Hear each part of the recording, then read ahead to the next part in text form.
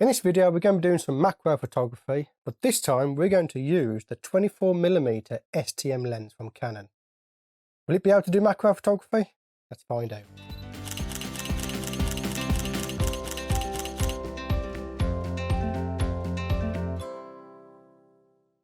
So before we get started with this video, I want to thank all of the new subscribers that have come on board. We've had about near enough 900 new subscribers in the last couple of weeks. I want to thank you all for coming here. And I want to ask you one question, just one question. Have you joined the Macro World Facebook group yet? Check out the link below if you wish to join a group on Facebook for sharing and getting constructive criticism on your images in a nice, friendly and safe environment. This video is going to be a little bit different than normal. We are going to be photographing Bob. This is my Peruvian leaf mantis. But instead of using our usual setup, we're going to be using the Canon 24mm f2.8 STM lens. This lens is an EFS lens for crop censored cameras. We have Bob. This is my Peruvian leaf mantis. I've opened up his lid to see if he'll volunteer to come out and be photographed. If not, I might have to coax him. But let's get onto this lens. And this lens is my primary go-to lens when it comes to video. All of my macro adventures, new one's coming soon, so bear with me on that.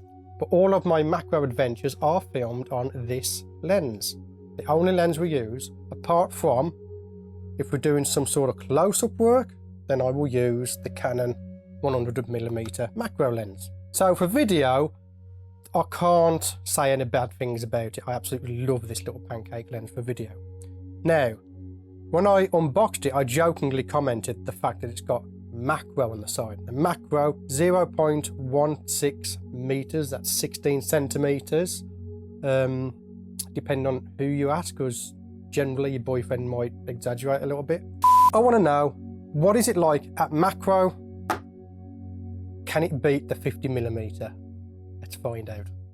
For this video, we're going to be using the twin macro flash because I think the reflections of this praying mantis will be okay for a twin macro flash.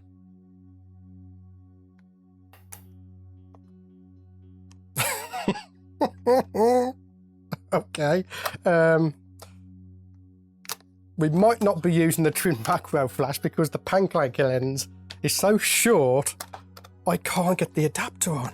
Right, I'm going to turn off the autofocus and switch it to manual. I'm going to focus it all the way out and then put the adapter on. That way it should fit, and we will keep our focusing there. So we are focused to the closest distance, and now we've done that, our adapter will fit on. I was worried then that we might not be able to use the twin macro flash. Okay, so that's our flash fitted. Very compact with that lens on, isn't it? Okay, now all we need is to set up our scene. Let's place that there. We're going to have Bob on this stick here. Hopefully he'll go onto the side here somewhere.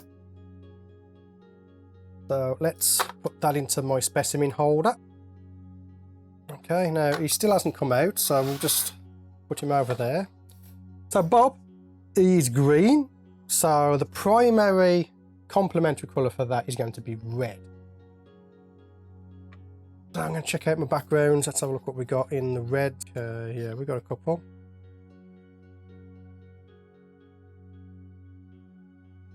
Red.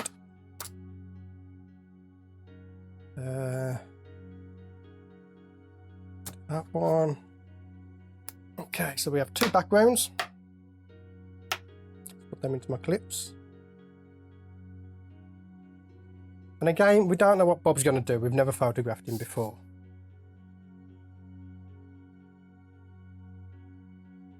Right, so I'm just going to put his enclosure out the way so it's not in the way. So here is Bob. He is a Peruvian leaf mantis. Beautiful looking chap. Okay. Now he's a big praying mantis. And I know there's going to be someone commenting this isn't macro photography. We're not going to be photographing his whole body. We're going to be photographing his head. And I'm going to see if he wants to go onto here. Oh, he's going quicker than I expected. I thought I'd be having trouble with Bob. These praying mantises, they like to hang out on you. Okay, so we got that. At the top of this branch are bingo clip is not going to be tall enough, so I'm just going to place a box of cotton buds. These are the same cotton buds I use for cleaning my lenses.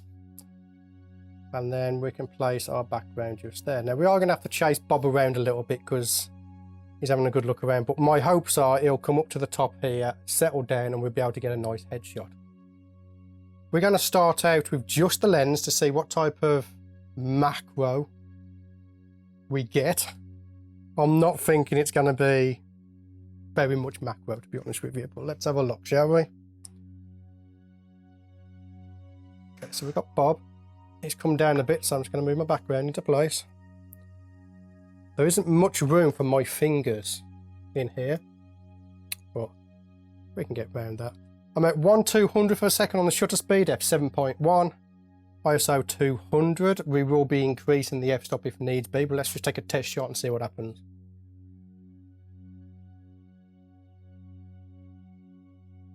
Okay.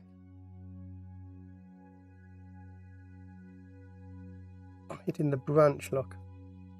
What I could do with is a small Lazy Susan. I've got a big one, but not a small one. No, you're not, Bob. Okay. I'm on ETTL on this flash, by the way. I'm on ETTL. Dropped it one stop, okay?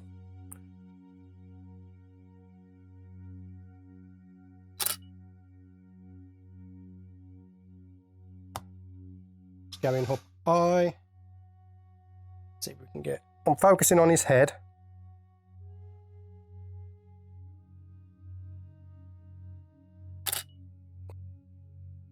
Okay, so as you can see from that shot, this is nowhere near macro. I'd call it more of a close-up lens, because for true macro, it needs to be at least a 1:1 ratio, which means if you was to put a coin onto your sensor, that would be the same size in your image, okay? It does get complicated, this whole macro ratio thing, but basically that is more of a close-up lens. But we can make it a macro lens, can't we? You know what we can use for that. Exactly the same thing we use for our nifty 50, and that's our extension tubes. So let's get our extension tubes out, put them onto this 24mm, and let's see what happens. Okay, so I have 65mm of extension tubes. These are metal extension tubes with the connections so that you maintain the connection from the body to the lens. Let's see what happens now. Where's Bob gone? He's gone down a little bit. At least with the extension tubes, I can put the camera down now and it ain't gonna fall over. That's one plus point. Okay.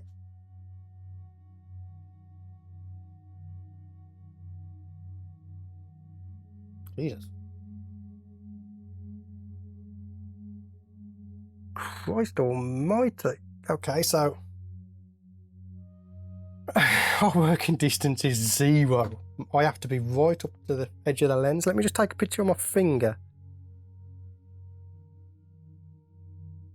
And now I need a manicure, but that is not going to work.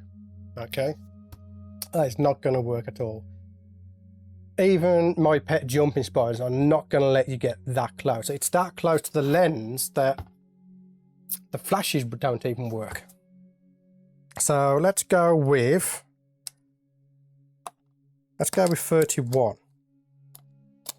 Now, anyone who's watched the channel will know that the 31mm extension tube is fantastic for the jumping spiders. And for anyone who's new, my jumping spiders are Regal jumping spiders, not the native ones of the UK. Okay, let's have a look at that. No way, look at that.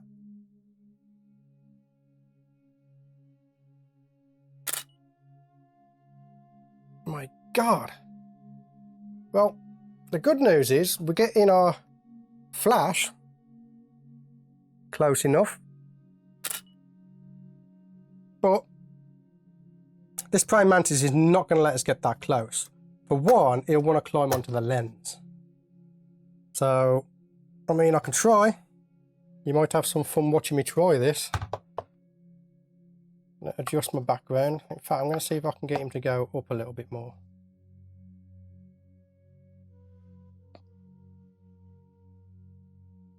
No, no way. So we can't use the twin macro flash because we can't get near to our subject because the working distance is practically 0. Let's see what happens now. I'm not going to be able to take a picture because I have no flash. Let's just have a look. Right, okay, so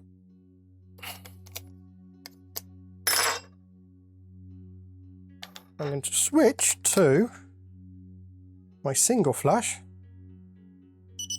I'm not going to bother diffusing it, I just want to get some light on here to see what we get.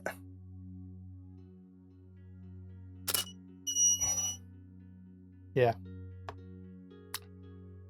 The only other way I can do this is to use my remotes. Let's go and get those. So, I have a love-hate relationship with these remotes at the moment because I'm pretty sure, 90% sure, that these remotes are what causing my live view to not work with my flashes. So, we're not using live view today, so we should be okay. I'm going to forget the background. I just want to get a picture of him with light on it. Let's just test it. There we go. Jesus.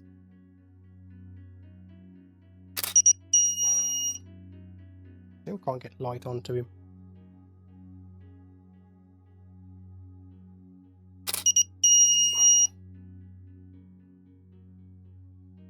Nah, that's not happening.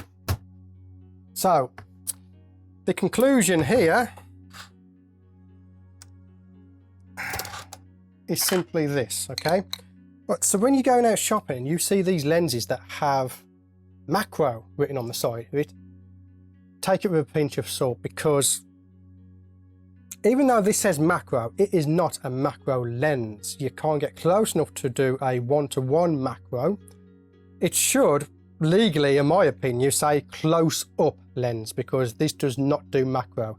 It does not perform very well on extension tubes because your working distance is 0. So your working distance is basically, it's not even a centimetre, I'd say half a centimetre, okay? So that doesn't work, okay? That's not going to stop us today though. I know I have an open camera and people are going to freak out in the comments because we're going to photograph Bob here. What do you reckon?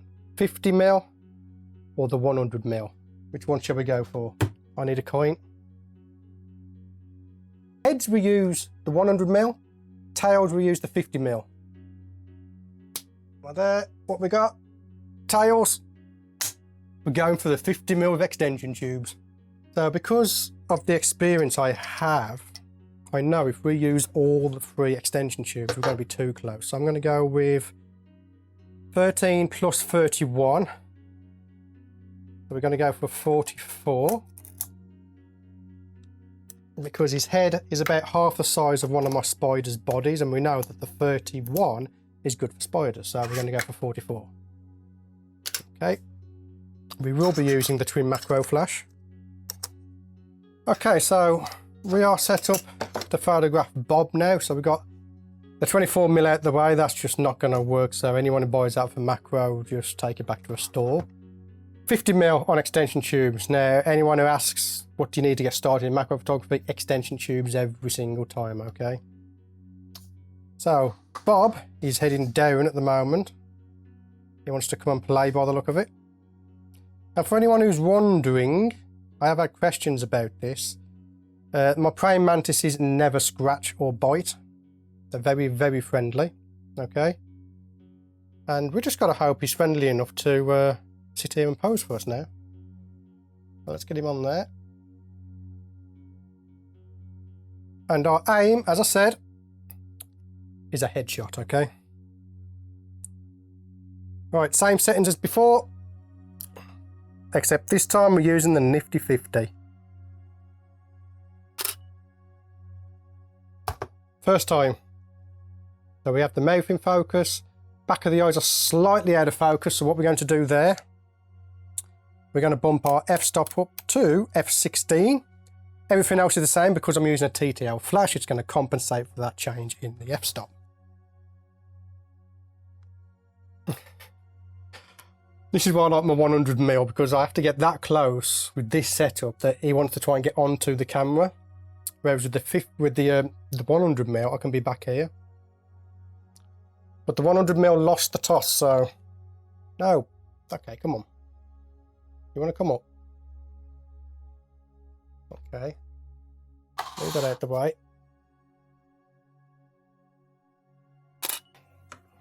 So, the answer to, is the 24mm STM lens a macro lens? The answer is a definite no. I would class it more of a close-up lens. Now you can adapt it for macro using the extension tubes, as you have seen in this video. However, it is very difficult to work with.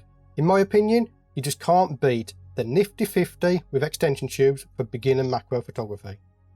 So we got a nice headshot of our praying mantis. I'm going to be doing some more shoots of this praying mantis. I've seen some shots where they're in an aggressive stance, and I'm going to try and get one of those. I'm not too sure how I can make him aggressive, because as you can see, he's climbing up the back of my head at the moment. As you can see, they're not aggressive, so we'll have to see how that works out, won't we?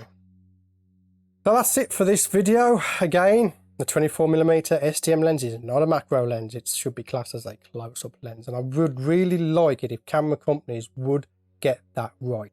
Anyway, my name is Stewart Wood. I want to thank you for getting to the end of this video, and as always, I'll see you on the next video. Hello, my name is Stewart Wood, and welcome to this. It is a fantastic lens for video. I cannot argue. What is this? Am I doing sign language or something? Hello, my name is Stewart Wood, and welcome to this video. In this video, we're going to be photographing. Okay. And to ask you one question, just one little question I want to ask you. Have you joined the mass? I almost had that then. We're going to have Bob onto. Now, first of all, we're going to test this flash out. No, we're not. We're testing a lens out. So first of all, see what I mean? I ain't put a memory card in again. I mean, I probably got the working distance of a gnat's is probably how good to describe it.